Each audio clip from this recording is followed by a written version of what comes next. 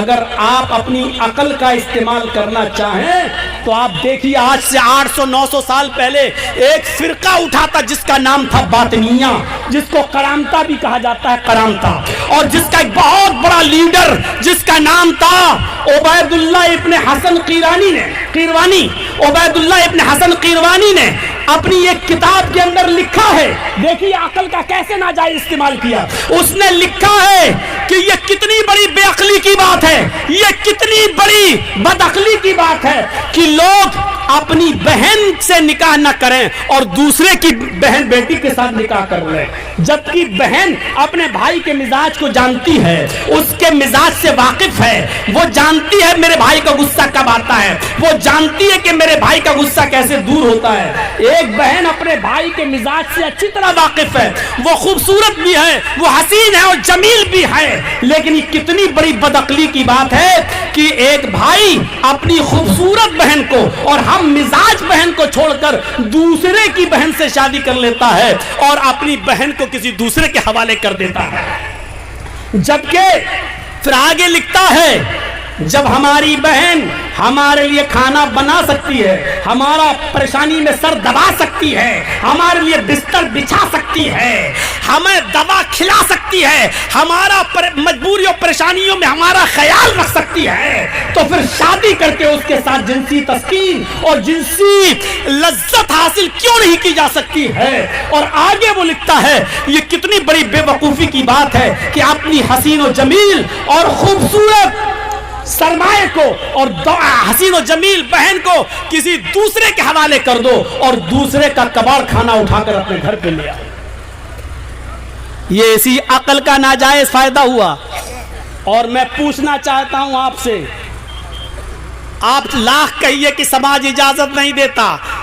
یہ اجازت نہیں دیتا، وہ اجازت نہیں، یہ سب کہنے والی بات ہے، لیکن مجھے یہ بتائیے کہ عقل کے طور پر اس نے کون سی غلط بات کہی تھی؟ اگر عقل ہی کو آپ دخل دیں گے اور ہر چیز عقل سے سوچیں گے تو آپ بتائیے عقلی طور پر اس میں کیا برائی ہے کہ میں اپنی خوبصورت بہن کو کسی ایسے انسان کے حوالے کر دوں کہ جس کی زندگی سے ہم واقف نہیں ہیں، جس کے غصے گرمی سے ہم واقف نہیں ہیں، جس کی رازدارانہ زندگی سے ہم واقف نہیں ہیں، ہم اپنی بہن کو اس کے حوالے کر دیں اور دوسرے کی بہن کو ہم لے آئیں جس سے ہم واقف نہیں ہیں؟ آپ بتائیے عقلی طور پر عقل کیا کہتی ہے؟ عقل کہتی ہے کہ اپنی بہن سے خود نکاح کر لو، کیونکہ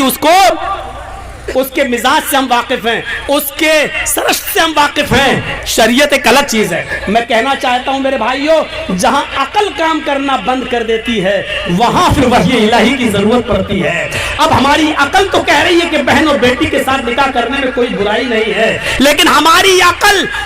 اب یہاں دائرہ ہی نہیں ہے، وہ کام کرنا بند کر دی۔ شریعت کہتی ہے کہ بہن کے ساتھ نکاح کرنا حرام ہے، بیٹی کے ساتھ نکاح کرنا حرام ہے، آپ نہیں کر سکتے ہو۔ اب شریعت کی جگہ ضرورت اس لیے پڑی ہے کہ ہاں عقل نے جب کام کرنا بند کر دیا ہے اب ہم عقل کو دخل نہیں دے سکتے، شریعت کی بات کو مانیں گے، اور شریعت کی بات کو ماننا ہی میرے بھائیوں عبادت ہے۔ اس لیے ہم اپنے تمام کاموں میں یہ دیکھیں کہ عبادت کیا ہے اور اللہ اور اس کے رسول کی مرضی کیا ہے، شریعت کیا کہتی ہے۔ اپنے آپ کو سرنڈر کر دینے کا نام عبادت ہے۔ اللہ نے اور اس کے رسول نے جب کہا ہے کھاؤ تب کھائیں، جب کہا پہنو تو پہنیں، جب کہا بیٹھ جاؤ تو بیٹھ جائیں، جب کہا سو تو سو جائیں، جب کہا اٹھو تو اٹھ جائیں، جب کہیں نماز پڑھو تو نماز پڑھیں، جب کہیں کہ اس وقت نماز پڑھنا حرام ہے منع ہے تب رک جائیں، جب کہیں روزہ رکھو تب روزہ رکھیں، جب کہیں کہ ان دنوں میں روزہ رکھنا منع ہے تو ہم چھوڑ دیں۔ اسی کا نام شریعت ہے، اسی کا نام عبادت ہے، اور اسی عبادت میں میرے بھائیوں عقل کو دخل نہیں ہے۔ اب شریعت میں وہی چلے گا، اگر مکھی ہمارے کھانے پینے کی چیز میں گر جائے تو اللہ کے رسول فرماتے ہیں اس کو پکڑ کے پورا ڈبو دو، کیونکہ جب وہ کھانے میں پینے میں گرتی ہے پانی میں تو وہ اپنا بیماری والا پر ڈالتی ہے، اللہ نے اس کے دوسرے پر میں شفا رکھی ہے، جب آپ اس کو پورا ڈبو دو گے تو اس کی شفا اس بیماری کو کاٹ دے گی۔ اب ہم اپنی عقل کو دخل نہ دیں، صاحب مکھی گر گئی اب ہم یہ کھانا کیسے کھائیں، نہیں اس کو ہٹا دیں، یہ کر دیں۔ شریعت نے کہہ دیا ہمیں ماننا ہے، شریعت نے کہہ دیا کہ لڑکا کا پیشاب نہیں دھویا جائے گا، صرف چھینٹا مارنے سے کام چل جائے گا، لڑکی اگر پیشاب پیشاب کر دے, بچی آپ کی چاہے وہ دودھ ہی کیوں نہ پیتی ہو, چھوٹی کیوں نہ ہو, اگر وہ پیشاب کر دے تو اس کے پیشاب کو دھلا جائے گا. آپ شریعت سے سوال نہیں کر سکتے ہو. اب یہ مت پوچھو کہ لڑکے لڑکی کے پیشاب میں فرق کیا ہے. اب ہم اپنی عقل سے وہ سوال کر رہے ہیں جو عقل کا دائرہ نہیں ہے. یہاں عقل نے کام کرنا بند کر دیا ہے, تب شریعت کا حکم ہمیں ماننا پڑے گا. میرے پیارے ساتھیوں, جب عقل کام کرنا بند کر دے وہاں وحی الہی کی ضرورت ہوتی ہے, وہاں شریعت کی ضرورت ہوتی ہے, وہاں نبی اکرم کی حدیث کی ضرورت ہوتی ہے. تو ہمیں اللہ اور اس کے رسول کی مرضی کے مطابق عبادت کرنا چاہیے, اور جس طرح شریعت نے کہا اس طرح ہمیں عبادت کرنا چاہیے.